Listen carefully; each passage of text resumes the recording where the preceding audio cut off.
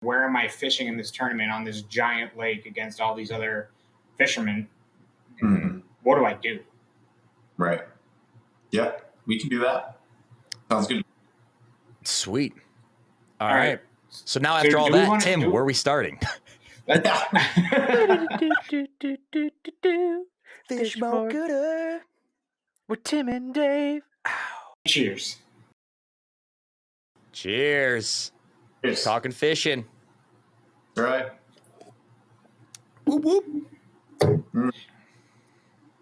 Hey, everybody. We're here today. We have the absolute pleasure of having Tyler Sheppard here with us. Major League Thanks Fisherman. for joining us. I mean, that's how amazing is that? As Dave said, thanks for joining us and talking fishing. We're very excited. Here, guys. Thanks for having me. Yeah, absolutely. And so we got connected through. I think one of us started following each other on Instagram, and however it all happened, and it was either me or Tim saw a post from you on your first. I think it was the first Toyota series of the season. Yeah. What lake was that at again? I was on the Harris Chain Lake, so a little bit north of Orlando, Florida. Oh, awesome! And it was literally, I think you had caught in 2 9-pounds, and either it was I think it was it was me that saw it because I called Tim and I was like, holy this guy caught 2 9-pound bass. I was like, I never seen one that big in my life. And then that weighed more I think than it was my like child when it was born. Yeah. My baby was 5 pounds, dude. You're no joke. One of your fish, whichever one was bigger, was probably just about twice the size of my daughter. I never thought about that. That's insane. Yeah, that's really insane. I never thought about that either. You're right. That's crazy. Right. But anyway, so I think I was like, I think it was me. I was like, hey, Tim, this was crazy. Tim was like, dude, send him a message. Maybe he wants to talk about it. And then lo and behold, here we are. So again, dude, thank you for jumping in and giving us some time, because I'm sure there's going to be a bunch we can learn. But absolutely. how does that happen? How do you catch 18 pounds of fish in 2 casts? Really? I mean, it always takes more than 2 to catch them, but 2 casts, 18 pounds. That's insane. It's crazy. I mean, I've been down in Florida for about 4 years now, and growing up, I was in Western Pennsylvania, and I'm not gonna lie to you, I've weighed 5 bass in a tournament that were under 9 pounds. So, in one cast, it's wild, man. But that's one of the things about fishing down in Florida and anywhere in the South, really, is anytime you make that cast, there's a chance that you're pulling into something that's going to pull you back just hard. And so, I mean, I'm not going to lie, I found a pretty special spot on the Harris Chain for that event. And practice, actually, it was my last day of practice, like last afternoon. And there were 200 some guys practicing for this event. So there's boats everywhere. And I stayed out a little bit later. Most of the boats had come off the water already. I made a cast, hooked this fish. And, it's like one of the things that's a telltale sign down here in Florida or anywhere when you catch a big one is you hook into them, you don't move them, and then they pull you back. Like, I'm with you right now. Like, it's not the way around. So, I mean, fish and instantly, that there's something behind that. And ended up being 9 pounds, 11 ounces, which right now that's the biggest one I've caught. I was talking to my buddy a little later that night about it, and he was like, dude, those big ones are there for a reason. Because I had caught a couple other decent fish that night, and that's where I ended up starting the tournament. Well, that's kind of a lie. I had 1 bed fish in the morning, but I started the tournament on that spot. And day 1, lo and behold, I catch a 7.5, catch a 6.5 there. And then day 2 was when I caught the second 9-pounder. It weighed 9.5. And then same situation. I had a co-angler, and we put that fish in the boat. He looked at me, and he's like, dude, what to say? Like, that's the biggest bass I've ever seen in my life. Awesome. Man, that's the biggest bass I've ever caught in the tournament. We're both blown away right now. That's awesome. Man, it's crazy that they get that big down here. God. So I have to ask, when you set that hook, does it almost feel like you just pulled into a log or pulled into a snag because they just do not move? Oh yeah, no, that's exactly what it's like. Like you get a bite, you know it's a bite, and you set the hook and your water bows up and it just does not move. It's like you're loading up on a stump and then all of a sudden you get a head shake, you get another head shake, and you know it's about to go down. Oh, it's a cool feeling, man. I'm telling you, got to get down here. That like ignites the part of like the 15-year-old in me that like the reason why I still fish right now. Like, I don't think I've ever felt that. Like that's insane. Crazy. Because it's like, I can compare it to is, you know, I grew up, you know, going up north to fish, like up on the Great Lakes, and, you know, caught a bunch of smallmouth. But when you're fishing for those smallmouth up north, you're using light line, you know, 8-pound test, 6-pound test, whatever it is, catch them out of 30 feet of water. So, you know, you don't really like get that direct contact with the fish when you set the hook. But like, you know, when you catch them on braid or flipping something, or, you know, I was using pretty heavy line fishing for those fish, like, it's almost like you're playing tug of war. I mean, it is like direct contact with you and that fish. Yeah. And they pull back. It's like, you are not holding your rod. They're pulling you whichever way. Right. Right. And at that point with that fish, that's like, so I guess what I use the same fishing knot on everything because it doesn't matter when you catch 2-pound, 3-pound largemouth.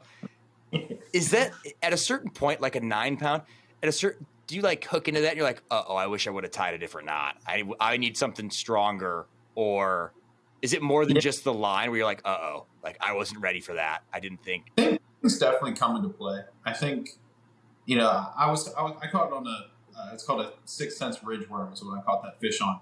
Okay. But I mean, that equipment in general was pretty beefy. I was using a 7.6 medium heavy rod. Okay.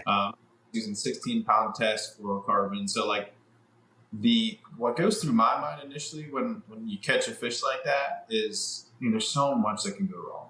You know, you could tie a knot, you could be using the best line, you could have all the best equipment in the world, but I mean, you guys know fishing, there's a certain amount of luck that goes into fishing, and all we can do as fishermen, as anglers, is try to control whatever we control. And it gets to a point where like there's only so much you can do. You can make sure you got the best line, best equipment, all the above, but when you catch a fish like that, or even, you know, a 2-pounder, there's so much that can go wrong between hooking that fish and getting it to the boat that it could be your line, it could be, you know, maybe one of your eyelets got a nick on it or something like that while you were traveling, and that caused your line to fray, all these little things. So, you know, I'm kind of like you. I'm pretty confident in the knots that I tie. I tie a Palomar knot on pretty much everything unless I'm flipping, and if I'm flipping something or punching mats, I tie a snow knot. Yeah.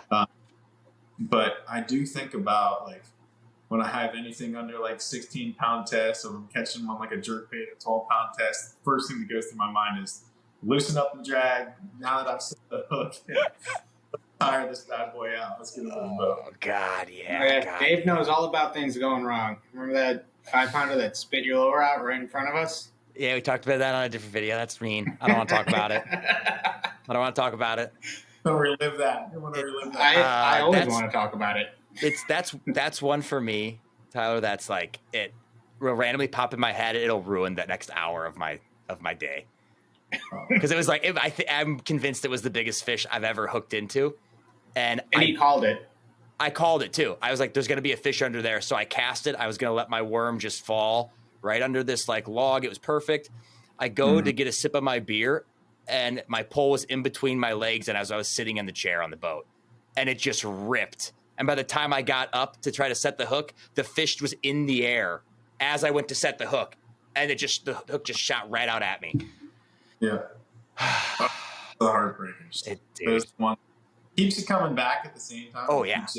You're like, this is ridiculous. Oh yeah. So back to that, what's crazy going back to that tournament is on day 2, it was probably, I don't know, within 10 minutes after I caught that 9-pounder, I lost one under similar circumstances. I mean, when they're like on the end of my cast, jumped at the end of the cast, I saw the fish jump, but I mean, it could have been 6.5 pounds. It could have been 10 pounds. You know what I mean? You just don't know.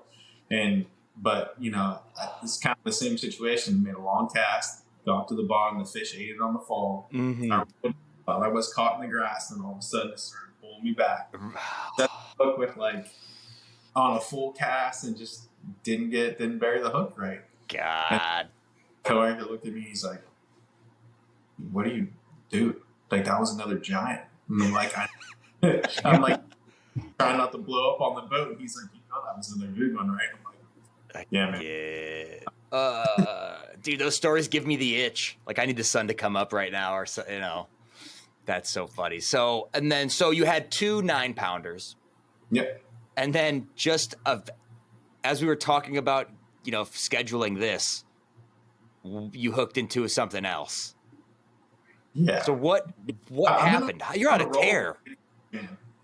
So we got a PFL coming up here this Saturday, and it was down, fishing the Kissimmee Chain of Lakes, which is the chain of lakes under Orlando. So Harris Chain is above, Kissimmee's underneath. Okay. And the chain has Lake Toho, Kissimmee. There's another lake called Cypress.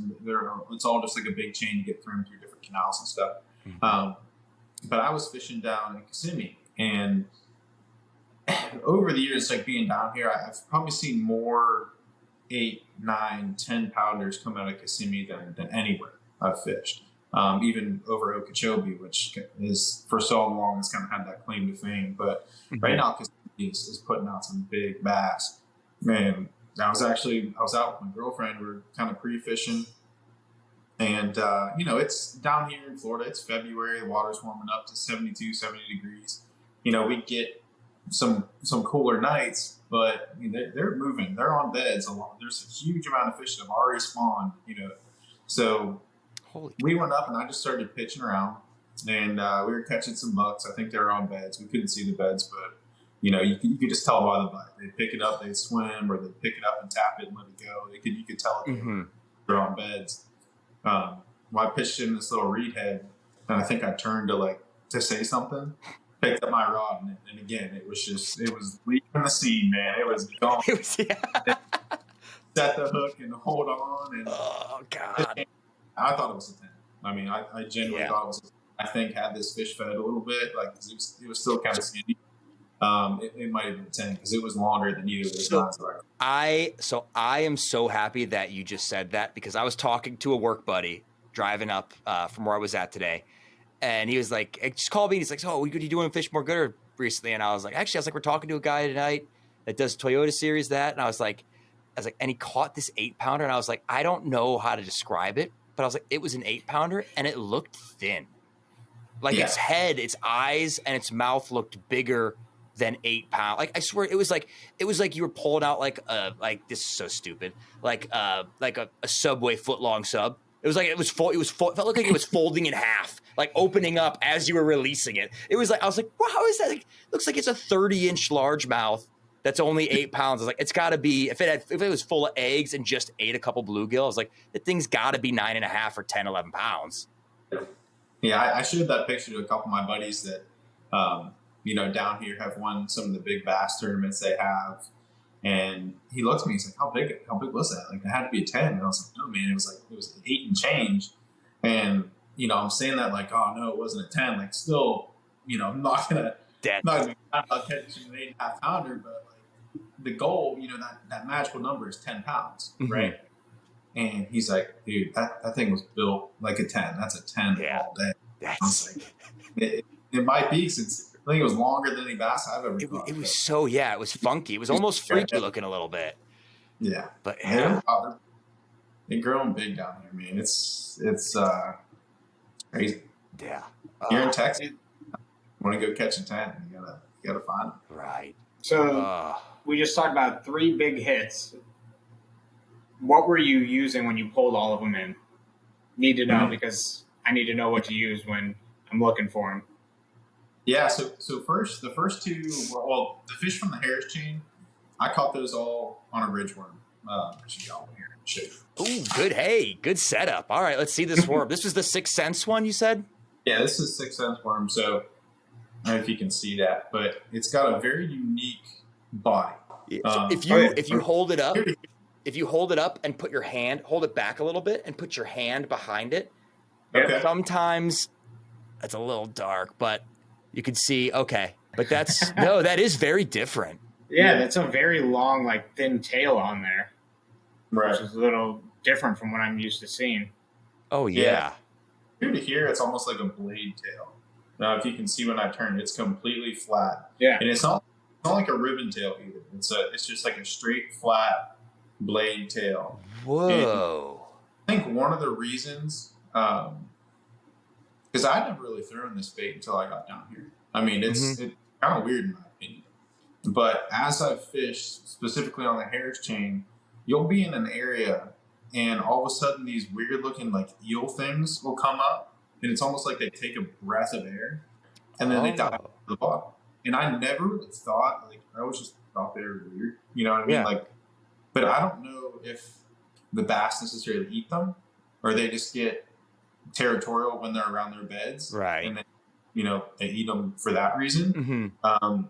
But that's the only thing that I could think that this bait truly emulates, you know, because when you typically down in Florida, guys are throwing big speed worms, or they will throw a ribbon tail worm, like more so in the summer to get a little more action. Yeah. But nothing really like that. And I don't know if it's emulating that eel a little bit or mimicking that eel thing, whatever it is, or if it's could be just something that they haven't seen before. You know, these lakes down here, we got giant bass, we got a bunch of fish. We also got a bunch of fishermen, and there's tournaments on these water every week. Like, I mean, for example, we got a BFL on the Kissimmee chain this week. There was a Bass Pro Tour event on Kissimmee last week. So they were there for a week. They practiced 2 days. Then they went straight into the College Fishing National Championship for MLF is there this week. Oh, wow. They were practicing for 3 days, fishing for 3 days. And then they have all the guys fishing our tournament this weekend, practicing all week or the weekend before. And then they have us on Saturday. And it's like the place never gets a break. So sometimes, you know, having a bait like that, or, you know, I'm not a huge color guy, but having a bait or having a silhouette like that that's just a little bit different can make a difference in the world. Oh, absolutely. And that's, you know what, for someone who's learning to fish more gooder, we'll pull that. Hey, that is one consistent thing I think me and Tim are hearing is, you know, throw something different. Yeah, thank you. I couldn't even get my words out, but you're right, dude. Absolutely right. Throw something different. Look around. What's everyone throwing? I'm going to change it up. Yeah, because they see it all the time, and they're not stupid. They'll eventually catch on. Like, no, I know what happens if I bite that. I get pulled out of the water, and I get thrown back in. It's not a fun time. Right. Yeah. It's like, what's that joke? It's like, hey, I saw God. It's like a Bill Engvall where he's like, I saw God. The fish gets caught. What is that? It's Jeff Foxworthy who does that. He goes, I feel like catching a fish has to be the closest out-of-body meet Jesus experience they have to have. You catch them, you pull them up, they're getting pulled towards the light, you pull them out, throw them back in, they go to their buddies. I saw God, he was wearing a Budweiser hat and smoking a Marlboro. I love that. He looked at me and said, it's not your time yet, and threw me back. That's so funny. And there goes the copyright trigger. Yeah. Oh, yeah. Oh, goodness. So were you then I'm sorry. I got to go plug in real quick. Oh, yeah, go for it. No worries. Go for it. Gotcha. All right. Sorry about that. You almost pulled the Tim. No. That's great. And Tim gets up and he goes, I'm going to go take a piss. This is perfect. I thought I'd be eating pizza. Right? I know. He's going to come back double-fisted pizzas. That's right. I thought about it. Oh, my God. So all right, we're back, baby. All right. So you caught the 2 9-pounders on... My turn, Dave. My turn. Fine. I did talk a lot already. You can take this one. So did you catch both 9-pounders on that same rig? Yep. Okay. So that was... That's what you were going to ask, isn't it, Dave? Exactly same question. I knew you were going to ask it. So I started using 13 fishing stuff, and this is actually a loose reel. I do like these loose eggs, but both of those fish were caught on an NV black rod I like a 7.6 medium heavy. Fast action. I use 7.6 a lot down here because I do a lot of grass fishing, like open water grass fishing. When you make a long cast like that, you're using anything, whether you're throwing a bladed jig or you're dragging a worm, or whatever you choose to fish, you're trying to cover as much water as you can with these casts, unless you're live scoping them or whatever. But if you take up more line when you set the hook, if you use a longer rod, so it makes a huge difference. If you're used to using a 7-foot rod and you switch to a 7.6, you get a lot more pressure on that fish when you're setting a hook. So I use a little bit stiffer rod. Medium heavy, it's not that stiff. When you get up into the 7.6, it is, it's a beefy rod. You could flip with this easily. But 7.6 MV Black, that's from 13 Fishing. This is a loose reel. I use a 7.5 gear ratio on almost everything, unless I'm throwing a floor hog or top water or something like that. I have to catch up to that fish. And I use all Gamma line. So Gamma fluorocarbon, they're out of Erie, Pennsylvania, Oil City, Pennsylvania, actually. But in my opinion, some of the best fluorocarbon you're going to find. It's got a little more memory. It's a little bigger in diameter than some of the other brands that are out there, but it's tough, man. I mean, like real tough. So this is 16-pound test. It's more comparable to other brands' 20-pound test, but it's labeled as 16. So that's a setup there. And then as far as hooks, I use owner hooks. I think that, in my opinion, they're sharp and they stay sharp longer than some of the other brands. And everybody's got good hooks. I mean, to be honest, like, all those companies out there, you're not going to go out and use a hook and it's not going to do its job. But how long is it going to do its job? Are you going to catch a hook, or you're going to catch a fish and then look at your hook and your hook's, dull, or it's not, sticky. By sticky, when you run your finger across that, and your finger doesn't get hung up, you should probably change your hook, But owner's always been good for me as far as that goes. And then I was using a 3/8 tungsten weight. I always peg my weight, but that was the setup for the 2 9s, and it held on for me. Hey, you're right. Dang, I still can't get over that. That's 2 casts, 18 pounds. That's just. So what about the 8-pounder, which should have been a 10? I came flipping. Yeah, so I flipped with 11. NV Black rod from 13 Fishing. I use an 8-to-1 gear ratio reel when I'm flipping, just because you don't really have to pace your retrieve by any means. And if you're flipping fish, or you're punching mats or whatever, if you can uptake that line faster, not only do you have a better chance of bringing that fish to the boat quicker, less chance of that fish getting off, but if you think about efficiency, and so much of what we do as bass fishermen, as tournament guys, is about efficiency. If I can, and this is going to sound crazy, but if I can get a cast in, if I can get a pitch in half a second faster each time I do it, I'm probably going to be able to make 100 more pitches each day. You know what I mean? Yeah. More. You know what I mean? Like, without being Rain Man and doing some crazy math, but like you're gonna be able to make a ton more presentations to fish. And how many times are we fishing at the end of the day, whether it's a tournament or not, and you're like, man, I just want to catch one more. Like, I need 5 more minutes. I need 10 more minutes. I need 5 more casts. Well, the perennial last cast. Yeah, but if you break it down, just using a higher speed reel gives you 10 more casts, gives you 100 more pitches. So it's some of those little things that kind of make all the difference in the world. Right, especially I guess when you're being timed. Yeah, that's when a you're huge being timed hard in a cast. That's a tournament, lot it makes of a huge difference. God, yeah. God, yeah. Well, when I'm watching it on TV, I mean, second lines in, those lines are already flying, and they're reeling in till lines out. Right. I mean, especially when the Bass Pro Tour was doing every fish counts. I mean, you make 100 more casts every day. You catch a fish on 5 of those casts. That's the difference between them winning. Who knows the amount of money. Yeah. So it's kind of silly to think about, like outside looking in, but when you break it down like that, it can make all the difference in the world, especially for, us guys doing it, trying to make a paycheck and doing it for money in the bank. Like that's huge. Oh yeah. Hot dang. So all right. So what is then?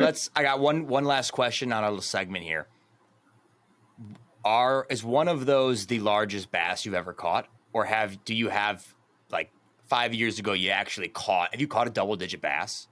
No, I haven't. Have not. 11-ounce bass is the biggest one that I've ever caught. Oh, that's so close. Yeah. So.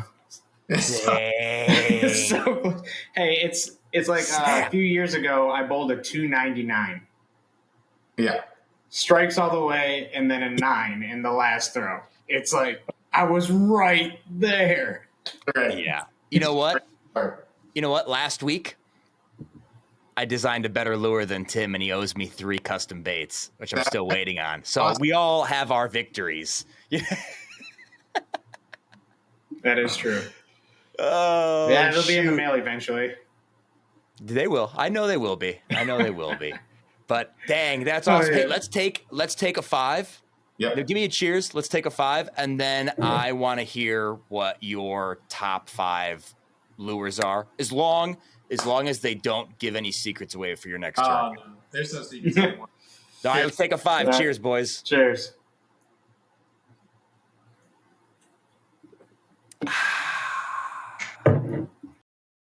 Hey, y'all. Thanks for watching. You can find more content like this at fishmoregooder.com. Don't forget, subscribe at YouTube, and follow us on Instagram, and submit that best catch to fmgbestcatch@gmail.com for a chance to win some cool prizes. Beautiful. We'll catch you on the next one.